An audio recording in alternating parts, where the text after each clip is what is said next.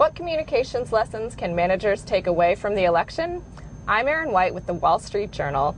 Here to talk about that with me is TJ Walker, who advises executives on effective speaking strategies as head of media training worldwide. Thank you so much for joining me, TJ. Glad to be here. So, tell me, what are some of the biggest overall communications lessons that managers can take away from the election? Obama and McCain clearly had different speaking styles. What are sort of the biggest things that people can take away in terms of communications from Obama's victory? Well, Obama did several things right.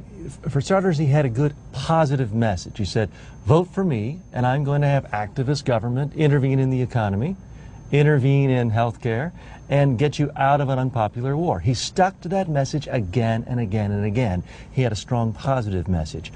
And unfortunately, McCain made a classic blunder. His message was too abstract. He said, vote for me because I'm a reformer. Well, reform what? It's too abstract. He didn't give enough concrete examples. Ronald Reagan, for example, said, vote for me, I'm a reformer, but I'll reform by reducing taxes, strengthening defense. So it was specific and concrete.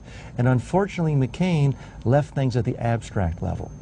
Obama also did a great job of saying why you should vote against his opponent. Yeah. That's George Bush another term.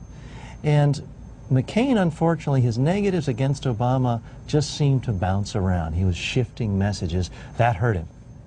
So what are the most important sort of everyday tips that managers can take away from this in terms of what to apply in their daily situations? You've got to do three things. You've got to give a clear, compelling message of what's good about your product. If you're a candidate, you've got to say why you're the best candidate for this job.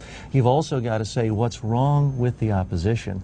And finally, you have to have a good defense for the other charges. Again, Obama did a masterful job. When McCain said, my opponent's going to raise taxes, Obama didn't sit back and say, oh no, I'm not really going to raise taxes that much. He didn't get defensive.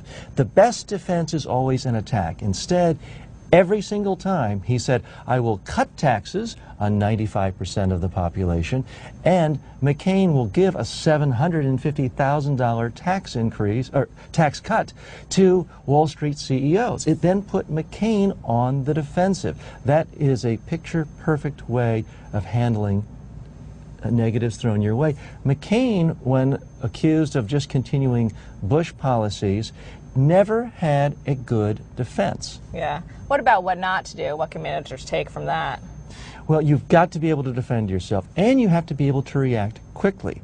You can't just bounce around as McCain seemed to do with a different theme every day. But for example, when McCain said the economy is fundamentally strong, it was only a few hours before the Obama campaign had a snippet of that, ran it in a commercial to show again their message that McCain was out of touch and was not responsive to the economy. They used that to put him into the box of this is George Bush again. Whether you agree or disagree, you have to admit it was an excellent use of quick strategy, quick use of media, but consistent with themes that he'd used for months and months and months. That's why it was effective. Yeah. Thank you so much for joining me, TJ. Thank you.